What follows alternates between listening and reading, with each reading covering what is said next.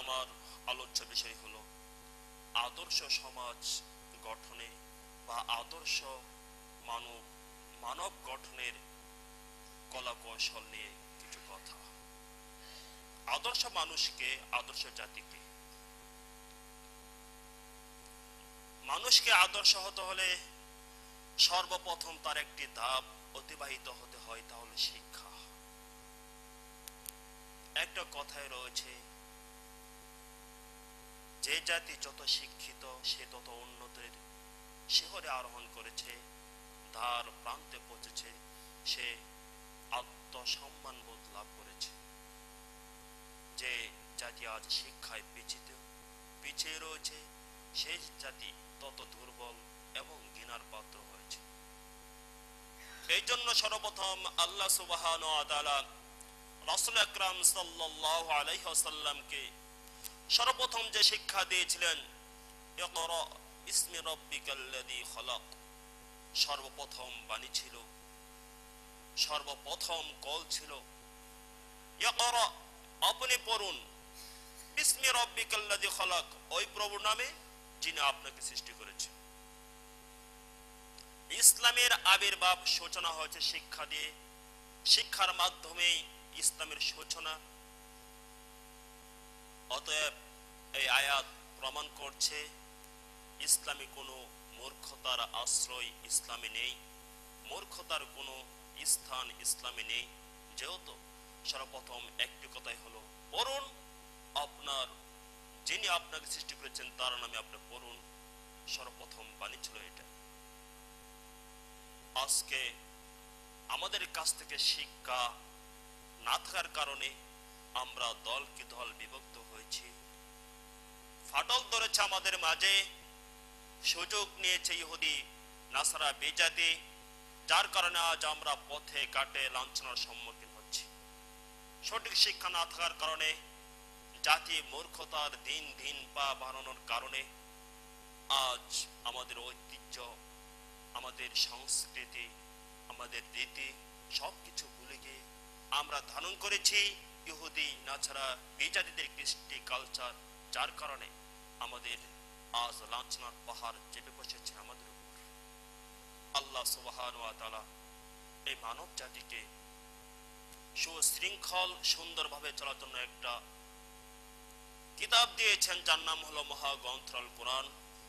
এই কোরআনের মাধ্যমেই মানব জাতি তার শুরু থেকে মৃত্যু হওয়া পর্যন্ত কিভাবে চলবে, কিভাবে কথা বলবে, মোট কথা তার সমস্ত রীতিনীতি আল্লাহ সুবহানাহু ওয়া তাআলা কোরআনে বর্ণনা করে দিয়েছেন। আজকে আমরা কোরআনকে বলে গিয়েছি। সমাজ এমন একটি পর্যায়ে দাঁড়িয়েছে, কোরআনকে বলে গিয়ে কোরআনকে কেউ দেখেও আবার না দেখার ভান করি, পরেও কে না পড়ার ভান করি। আজকে আমরা দলকে উপদল বিভক্ত হয়েছি। কেউ হয়েছে শাফি, কেউ হাম্বলি, কেউ মালিকি, কেউ হানাফি, কেউ কিস্তিরি, কেউ বিভিন্ন দলে আমরা উপদল হয়েছি। দলের কোনো কিনে আমাদের শেষ নেই। তার কারণ হলো আমাদের কাছে সুশিক্ষার প্রয়োজন। আমাদের দল একটাই, আল্লাহ সুবহানাহু ওয়া তাআলা ঘোষণা করেছেন, ইয়া আইয়ুহাল্লাযীনা আমানুত্তাকুল্লাহ হাক্কা তুকাতি ওয়া লা তামুতুন্না ইল্লা ওয়া আনতুম মুসলিমুন। আল্লাহ সুবহানাহু ওয়া তাআলা সমস্ত মুমিনদেরকে আহ্বান করে বলছে, ইয়া আইয়ুহাল্লাযীনা আমানু, হে বিশ্বাসী সম্প্রদায়, হে বিশ্বাসী লোকগুলো। বিশ্বাস কি? যারা হানাফি তারাও ঈমান এনেছে আল্লাহর প্রতি, রাসূলের প্রতি। যারা চরমনাও তারাও ঈমান এনেছে আল্লাহর প্রতি, রাসূলের প্রতি, বিশ্বাস করেছে আল্লাহ এবং তার রাসূলকে। যারা শাফি তারাও বিশ্বাস করেছে আল্লাহ এবং তার রাসূলকে। এমনি ভাবে যত দল উপদল রয়েছে, যাই কিছু রয়েছে, যারা মুসলিমদের মাঝে দলগুলো রয়েছে, সকলে বিশ্বাস করে আল্লাহ এক, রাসূল সর্বশ্রেষ্ঠ নবী, সকলের বাক্য একটা। যারা মুসলিম, অন্যদের কথা বলছি না, যারা মুসলিমদের শাফি, কেউ হাম্বলি, কেউ মালিকি, কেউ দলকে উপদল ধারণ করেছে, সকলে বাক্য কিন্তু এক। আর আল্লাহ সুবহানাহু ওয়া তাআলা সকলকে, এই সমস্ত উপদলকে ডাক দিয়ে একই বলছেন, ইয়া আইয়ুহাল্লাযীনা আমানু, সমস্ত ঈমানদার হে বিশ্বাসীগণ, সকলকে ডাক দিয়ে বলছে তোমরা কি করো? প্রকৃতপক্ষে আল্লাহকে ভয় করো। শুধু ভয় করলে হবে না, মৃত্যুবরণ করার সময় তোমরা প্রকৃত মুসলিম না হয়ে মৃত্যুবরণ করো না। এই জায়গায় আল্লাহ সুবহান একটা দল নাম নির্ধারণ করেছেন, তা হলো কি? মুসলিম। সমস্ত দল কি মুসলিম?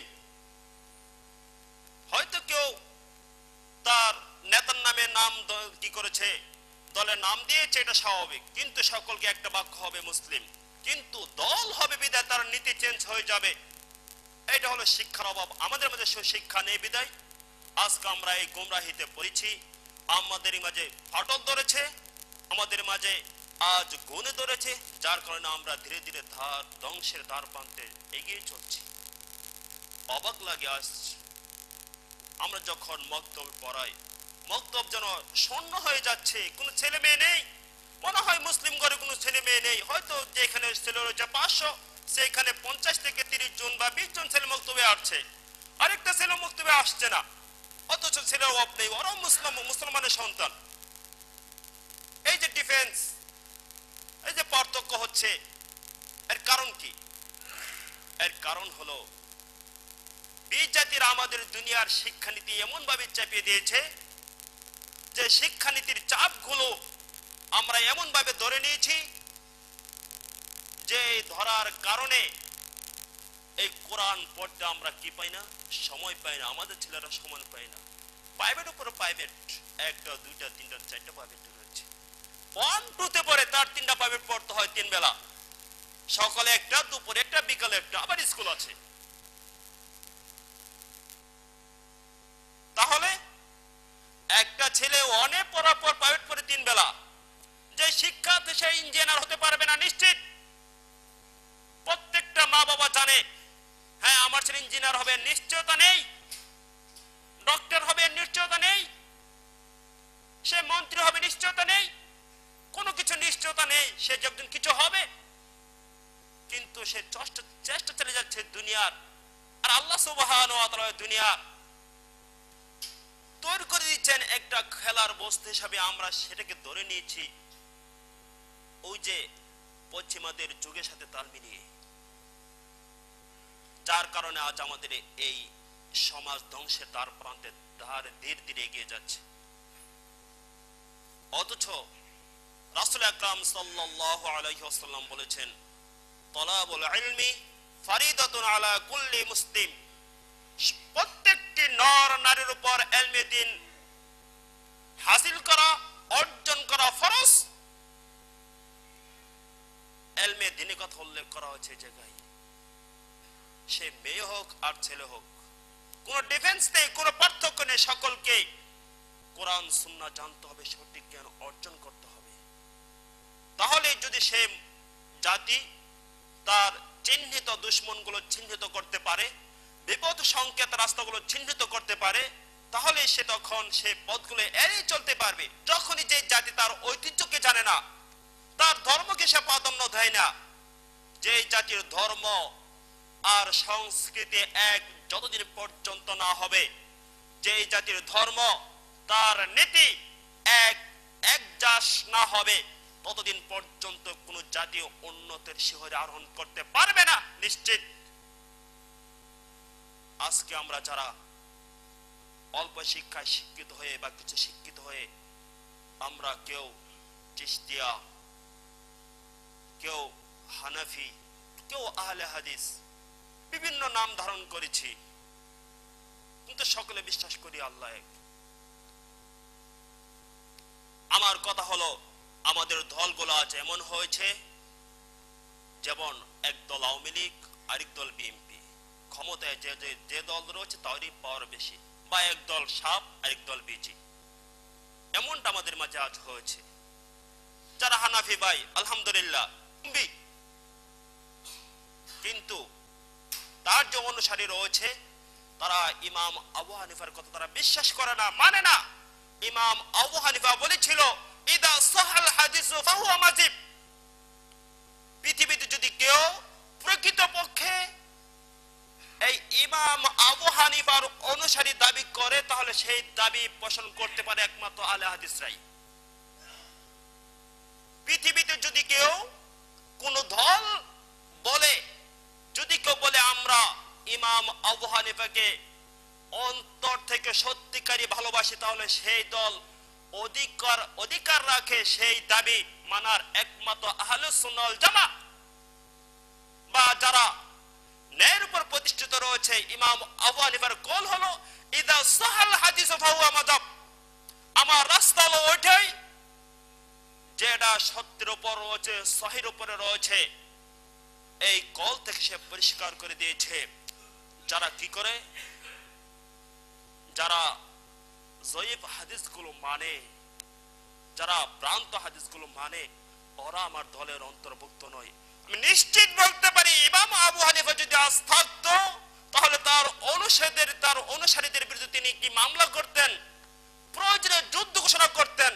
এমন আকার ধারণ করেছে আজ তার অনুসারী, তারা নাম বেঁচে তারা খেয়েছে আবু হানিফারা, তো সঠিক দলের উপর তারা নেই, কোথাও দেখাতে পারবে না। আবু হানিফার নামে আজকে যা চলছে দুনিয়াতে মুসলিম, এইখানে আমি কারো পক্ষ বিপক্ষ বলছি না, আমরা সকলে আল্লাহর গোলাম, সকলে উদ্দেশ্য একটা, কি করে আমরা পরকাল জান্নাত পাবো, কি করে সেই ভয়াবহ আযাব থেকে মুক্তি পাবো, কি করে দুনিয়াতে শান্তির সাথে আল্লাহ সুবহানাহু ওয়া তাআলার গোলাম হয়ে পরিচয় দিতে পারবো, শুধু এইটুকু, আর কোন উদ্দেশ্য কারণ এই জায়গায়। তো বলতেছিলাম আবু হানিফা তিনি এক কলের মাধ্যমে সব পার্থক্য করে দিয়েছেন। যে বা যারাই কোরআন সুন্নাহ মানবে ওরা হলো কি আবু হানিফার অনুসারী, ওরা হলো রাসূলের অনুসারী, ওরা হলো আল্লাহর অনুসারী। কোন ব্যক্তি, ইসলাম কোন ব্যক্তি কেন্দ্রিক নয়, ইসলাম কোন দল কেন্দ্রিক নয়, ইসলাম হলো সে স্বয়ং সম্পূর্ণ, কোন ব্যক্তির তার প্রয়োজন হয় না। আল্লাহ সে যেই হোক,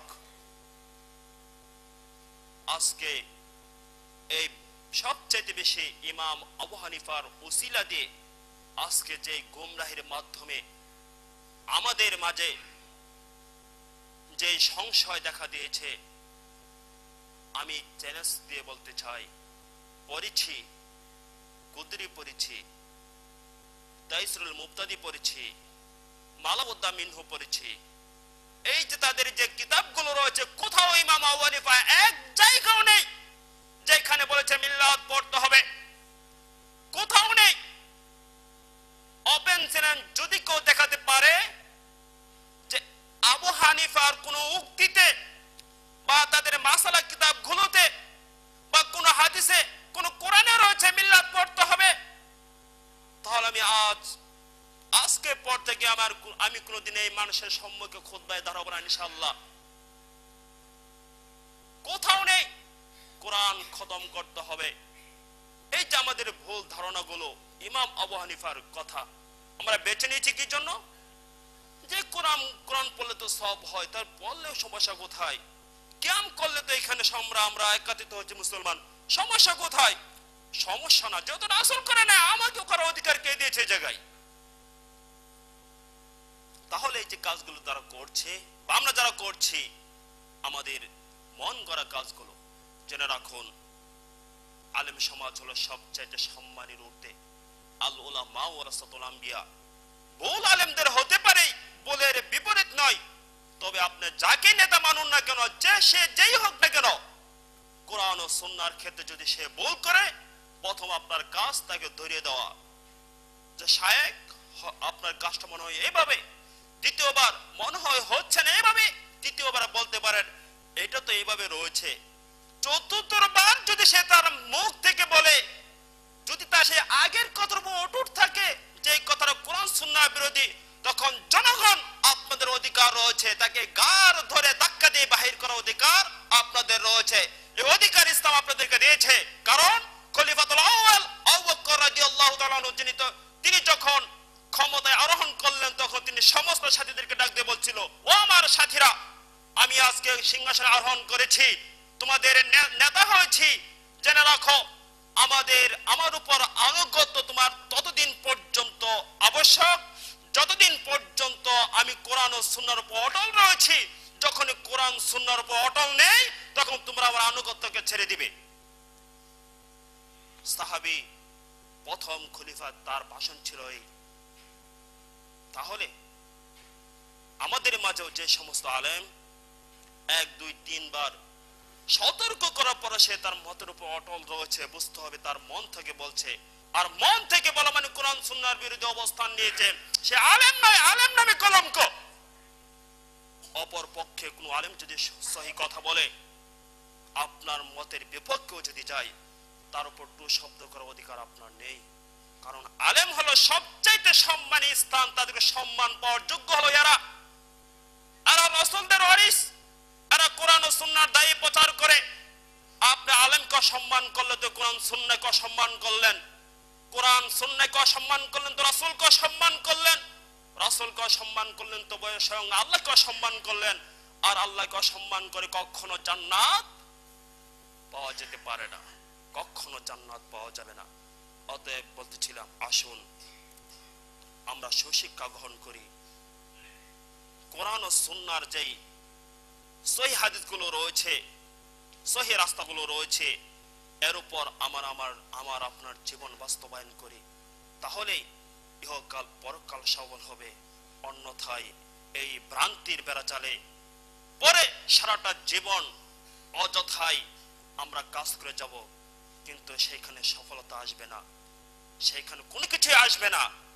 অতএব সর্বপ্রথম কাজ হলো যে আয়াত আল্লাহ সুবহানাহু ওয়া তাআলা বলছেন, ইয়া আইয়ুহাল্লাযীনা আমানু, হে ঈমানদার, ইত্তাকুল্লাহ, তোমরা প্রকৃতপক্ষে আল্লাহকে ভয় করো। ওয়া আনতুম মুসলিমুন ওয়া লা তামুতুন্না ইল্লা ওয়া আনতুম মুসলিমুন, তোমরা মৃত্যুবরণ করো না প্রকৃত মুসলিম না হয়ে। আমাদের সকলের পরিচয় আমরা মুসলিম। আমরা দল করে ভিন্ন কথা, কিন্তু পরিচয় রয়েছে একটা মুসলিম। আর মুসলিমদের নীতি রীতি হলো একটা কোরআন ও সুন্নাহ। কোরআন ও সুন্নাহর বাইরে কোনো মুসলমানের অধিকার নেই। একটা কথা টু শব্দ করার অধিকার কোনো মুসলমানদের নেই, যেখানে সাহাবীরা করে নাই, যেখানে রাসূল আকরাম সাল্লাল্লাহু আলাইহি ওয়াসাল্লাম বলেছেন, ইদা সাআলতা ফাসআলাল্লাহ ওয়া ইদা ইসতানআত ফাস্তাইন বিল্লাহ, যখন কোনো কিছু চাও প্রয়োজন হয় আল্লাহর কাছে চাও। অর্থাৎ যখন তোমার কোনো সংশয় হয় তুমি কোরআন সুন্নাহর দিকে ফিরে যাও। মন থেকে কোনো কিছু করার অধিকার কারণেই আপনি যে দল করেন, দল ভিন্ন কথা আর মুসলিম ভিন্ন কথা। মুসলিম হলো যদি সে প্রকৃত পক্ষে মুসলিম দাবিদার হোক সে হানাফি, হোক সে শাফি, হোক সে হাম্বলি, সে আহলে হাদিস, যেই হোক না কেন, কিন্তু তার পথ একটা হতে হবে, তার রীতিনীতি একটা হতে হবে কোরআন ও সুন্নাহ। যতক্ষণ পর্যন্ত সে কোরআন সুন্নাহর পথে রয়েছে ততক্ষণই আমরা তাকে অনুসরণ করব। যখন সে কোরআন সুন্নাহর উপরে নেই তখন সে বাতিল। ওয়াল বাতিল ইন্নাল বাতিলা কানা যাহুকা। অতএব বাতিলদের স্থান আমরা কখনো দেব না।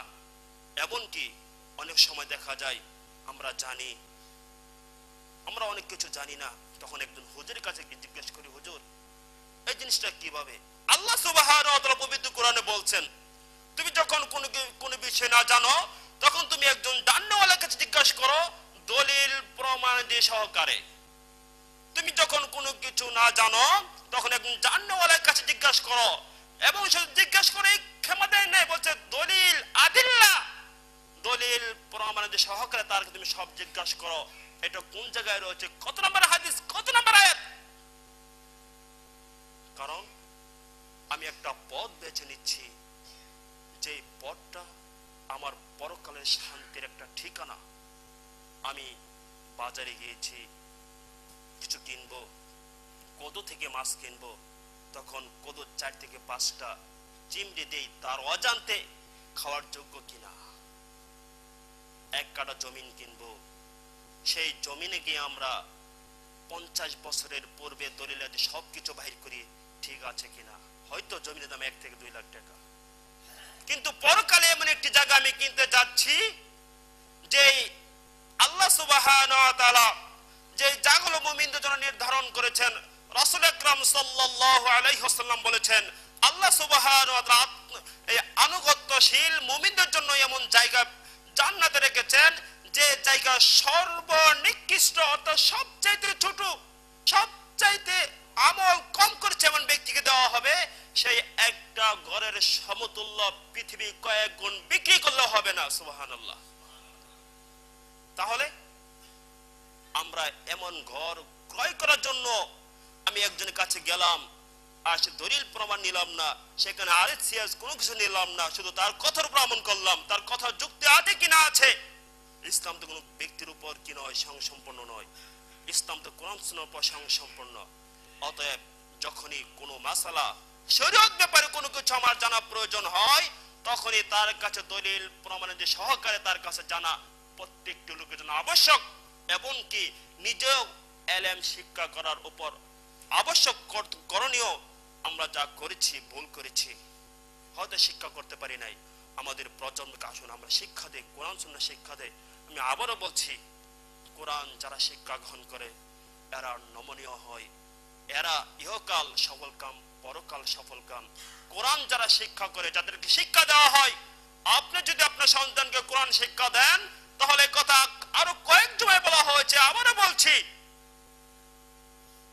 তার দ্বারা সমাজে কখনো ফিতনা সৃষ্টি হবে না, তার দ্বারা সমাজে কখনো জিনাখোর সৃষ্টি হবে না, গাঞ্জা সৃষ্টি হবে না, মদ সৃষ্টি হবে না, বরং শান্তির অনাবিল তিনি চেষ্টা করবেন সমাজে ফিরিয়ে আনার জন্য প্রাণপণ দিয়ে।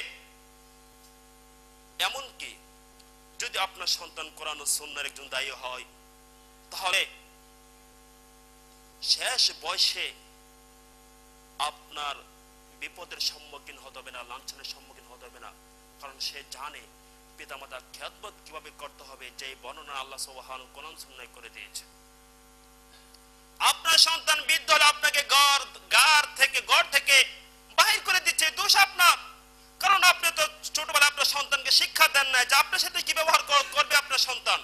শিক্ষা দিয়েছেন, অন্যটা শিক্ষা দিয়েছেন। কোরআন তো বলছে কিভাবে পিতামাতার সাথে সুন্দরতম ব্যবহার করতে হবে। এই শিক্ষা সন্তানকে দেন নাই, বিদেশে শিক্ষা পাই নাই, আর যার ফলে আপনাকে ঘর থেকে বাহির করে দিচ্ছে, গালিগালাজ করছে, উঠতে বসতে, আর আপনি অভিশাপ করছেন, মরে না কেন, মরে না কেন। এটা তো আপনারই পাওয়া। অতএব কোরআন শিক্ষা দেন, যেন আপাতত আমার আবারও আবদার, এতটুকু শিক্ষা দেন যেন আপনার সন্তান সর্বশেষ বিদায় বেলা দুনিয়ার মায়া থেকে যখন আপনি পরকালে রওনা হবেন, সেই বিদায় বেলা যেন আপনার জানাজার সালাতটুকু আদায় করতে পারে। নিম্নতম এতটুকু শিক্ষা দেন। আলেম হওয়া শর্ত নয়, মুফাসসির হওয়া শর্ত নয়। যদি এতটুকু শিক্ষা দেন যেন সে মানুষের সাথে ভালো ব্যবহার করে, এতটুকু শিক্ষা দেন যেন সে জানে পিতামাতার কি হক রয়েছে, পারবশীর কি হক রয়েছে, আত্মীয়স্বজনের কি হক রয়েছে, সর্বশেষ যেন বিদায় বেলা আপনার জানাজার সালাত আদায় করে আল্লাহ সুবহানাহু ওয়া তাআলা দোয়া করতে পারে, রব্বিরা হামহুমা কামা রব্বায়ানি সগীরা। হে আমার রব, তুমি আমার পিতামাতার উপরে এমনই সদয় হও, এমনই দয়া করো, যেমন ভাবে তারা ছোটবেলা আমাকে আদর, স্নেহ, মায়া, ভালোবাসা করেছিল, ঠিক তুমি তেমন তাদের সাথে ব্যবহার করো। এই শিক্ষাটুকু আপনার সন্তানকে দেন। আশা করি আপনি বিপদগ্রস্ত হবেন না, আশা করি আপনি সম্মানের সহিত পৃথিবীতে পরকালে উঠতে পারবেন। যদি আপনি আপনার সন্তানকে একজন দায়ী বানাতে পারেন, যতদিন পর্যন্ত আপনার সন্তান পৃথিবীতে ইলম ছড়াবে, কোরআনে কারিম পাঠ করবে, অন্যকে শিক্ষা দেবে, এই সবগুলো কবর থেকে বসে বসে আপনি পাবেন। সুবহানাল্লাহ। একটা কোরআন অক্ষর পড়লে কয়টা নেকি হয়? 10টা। আর একটা বাংলা বা ইংলিশ বা অঙ্ক পড়লে কয়টা নেকি হয়? এইখানে আপনার উত্তর দিচ্ছেন, আমি বলছি না। একটা কোরআন অক্ষর পড়লে 10টা নেকি। আর নেকি মানে জান্নাতের একটা পথ বা একটা ওসিলা। আর বাংলা ইংলিশ পড়লে এক নেকি হচ্ছে না। তার মানে আমরা আলেম সমাজ এই বিরোধী করছেন যে বাংলা ইংলিশ পড়ানো যাবে না। অবশ্যই দরকার রয়েছে। আপনার সন্তান ইঞ্জিনিয়ার, ম্যাজিস্ট্রেট বা প্রধানমন্ত্রী বা যাই কিছু হওয়ার দরকার আছে। যখন আপনার সন্তান একজন হাফেজ আলেম হবে, যখন সে প্রধানমন্ত্রী হবে, তখন দেশে দুর্নীতি হবে না নিশ্চিত, কারণ তার মাঝে কোরআন সুন্নাহর জ্ঞান রয়েছে। যখন সে যে কোনো একটা পদে যাবে, তখন তার দ্বারা খারাপই হবে না, বরং দেশ আরো উন্নত থেকে উন্নতির শহরে চলে যাবে, মানুষকে সুশিক্ষিত করবে। সবচেয়ে উৎকৃষ্ট শিক্ষা হলো এই মহাগ্রন্থ কোরআন। কোরআন থেকে আমরা সরে গিয়েছি। তা বলতেছিলাম যে আদর্শ সমাজ গঠনে বা আদর্শ মানব গঠনের অন্যতম মাধ্যম হলো কি? সুশিক্ষা, এই সুশিক্ষার বিস্তার যদি আমরা করতে পারি তাহলে আমাদের মাঝে সফলতা ফিরে আসবে। তাহলে এই হানাহানি বন্ধ হয়ে আবারই সুশৃঙ্খল এবং সজলা সফল একটি সমাজ ফিরে আসবে। যে সমস্যা ছিল সাহাবীদের সময়, যে সমস্যা ছিল তাবিঈনদের সময়, যে সমস্যা ছিল রাসূলের সময়, আসুন আমরা সব কিছু ভুলে গিয়ে কোরআন সুন্নাহর পথ আটকে ধরি। আজকে আমরা দল উপদল হয়েছি, সব পরিহার করে যে ডাক আল্লাহ সুবহানাহু ওয়া তাআলা দিয়েছেন, ওয়াতাসামু বিহাবলিল্লাহি জামিআ ওয়া লা তাফাররাকু, আল্লাহ সুবহানাহু ওয়া তাআলা তোমরা সকলে কি হও, একত্রিত হয়ে আল্লাহর রজ্জুকে, আল্লাহর রশিকে আটকে ধরো, অর্থাৎ কোরআন ও সুন্নাহকে আটকে ধরো। আমরা কেউ আজ হানাফি বলে তার কাছে বিরি না, কেউ আহলে হাদিস বলে তার কাছে বিরি না, কেউ শাফি বলে তার কাছে বিরি না। এই নীতি সম্পূর্ণ বাতিল। সে হানাফি কোনো দুঃখ নেই আমার, কিন্তু তার মাঝে কোরআন সুন্নাহর জ্ঞান রয়েছে কিনা, সঠিক পথে রয়েছে কিনা। সে আহলে হাদিস, কোনো সমস্যা নেই আমার কাছে, তার মাঝে কোরআন সুন্নাহর সঠিক দিকগুলো রয়েছে কিনা। দিক যদি না থাকে, তাহলে যদি বল হয় আল মুসলিমু মিরাতুল মুসলিম, এক মুসলিম অপর মুসলিমের একটা আয়না স্বরূপ, যদি সে ভুল করতে পারে তখন তার সামনে উচিত আমার বিনয়ের নম্রতা সহিত পিঠটা হাতিয়ে, যদি ছোট হয় বড় হয় তার বয়স অনুযায়ী চাচা বা ভাই যাই হোক, সর্বোচ্চ নম্রতা পেশ করে, ভাই এই পথটা মনে হয় এভাবে, মনে হয় আমরা ভুলের পথে আছি, তাকে সংশোধন করা আমাদের একান্ত দায়িত্ব। যদি আমরা তাকে দমকায়, সে কখনো এই পথে আসবে না, আর এর জন্য আমি আর আপনি দায়ী। আসুন আমরা আমাদের কোরআন ও সুন্নাহর সঠিক জ্ঞানকে প্রচার করি, যাতে মানুষ সুশিক্ষা কি করতে পারে, শিক্ষা গ্রহণ করতে পারে। সম্মানিত উপস্থিতি, আরেকটি কাজ হলো আদর্শ সমাজ গঠনের অন্যতম একটি মাধ্যম হলো এই ফরজ ইবাদতগুলো কি করা, আমাদের যথাযথ আদায় করা। ফরজ কি রয়েছে? সালাত রয়েছে, সিয়াম রয়েছে, যাকাত রয়েছে, হজ রয়েছে। এই যে ফরজগুলো রয়েছে, এই ফরজগুলো থেকে আমরা অনেক পিছিয়ে। সালাত এমন একটি মাধ্যম, যখন বান্দা সালাতের নিকটবর্তী হয় বা সালাতে দাঁড়ায়, তখন আল্লাহ সুবহানাহু ওয়া তাআলাকে সেজন্য স্বয়ং দেখতে পাচ্ছে, বা আল্লাহ সুবহানাহু ওয়া তাআলা সে সামনে দাঁড়িয়ে রয়েছে। আর নিশ্চয়ই আল্লাহ সুবহানাহু ওয়া তাআলা তোমাকে দেখছে। রাসূলের ভাষা, হাদিসের ভাষ্যটা হলো, যখন তুমি সালাতে দাঁড়াবে, তুমি যখন জানো স্বয়ং আল্লাহকে দেখছো, নয়তো আল্লাহ তোমাকে দেখছে। অর্থাৎ পৃথিবীতে এমন কোন আমল নেই যে সালাতে থেকে গুরুত্ব। যখন বান্দা সালাতে দাঁড়ায়, তখন তার আর তার প্রভুর মাঝে, তার মালিকের মাঝে কোনো ফারাক থাকে না, তাদের সম্পর্ক একনিষ্ঠ হয়ে যায়। তখন উভয়জন সামনাসামনি হয়, যদি সে প্রকৃতপক্ষে আল্লাহর জন্য কি করে সালাত আদায় করে। মনোভাব সকলে মিলে থাকে। আসুন আমরা সালাত কিনে, আমরা সালাত আদায় করে সকলে মিলে। সালাতের সময় হয়েছে, আমরা অনেকে বাজারে আড্ডা মারি না। যারা সালাত পড়ে না, ওদেরকে বুঝিয়ে সুঝিয়ে আমরা সালাতে নিয়ে এসে এর সব আমরা পাবো। আল্লাহ সুবহানাহু ওয়া তাআলা ইনশাআল্লাহ, আল্লাহ চাইতো এই আদর্শ সমাজ গঠনে বা আদর্শ নীতি, আদর্শ মানব গঠনের আলোচনা আগামী জমা করবেন ইনশাআল্লাহ।